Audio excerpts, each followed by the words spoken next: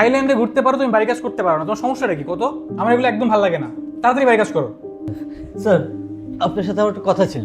জি ভাইয়া বলেন, কি হয়েছে? এই যে আমার ছেলে স্বপ্নিল, ও তো ঘুমায় ভোর 4টা-5টায় আর ওঠে সেই দুপুর 2টায়। এতে অবাক হওয়ার কি আছে, আমিও তো তাই করি। মানে? না মানে কিছু না, বলেন কি হয়েছে? আর আমি চাই একটু সকালে উঠুক, ঘুমটা ক্লিয়ার করুক, একটু অ্যাক্টিভ থাকুক। হ্যাঁ উঠাবেন সকালে।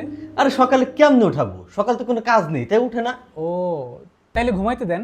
আরে আপনি বোঝেন না, আমি চাই আপনি সকাল 7টায় আসেন, তাহলে ও সকাল সকাল উঠবে। ভাই আপনার মাঠে বিষ আছে? বিষ? বিষ আবার কি?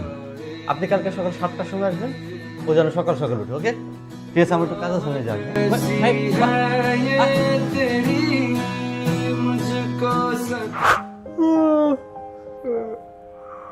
এই সব তেল বই খাতা বের করো।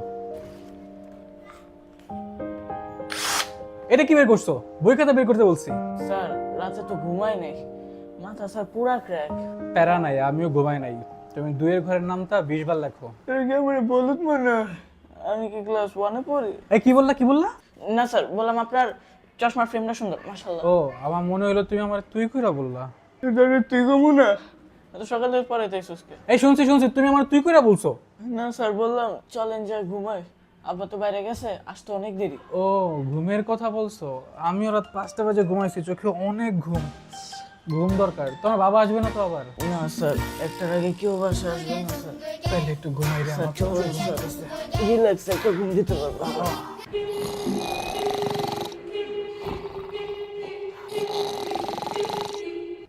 আমিও তো রাতে ঘুমাই নেই।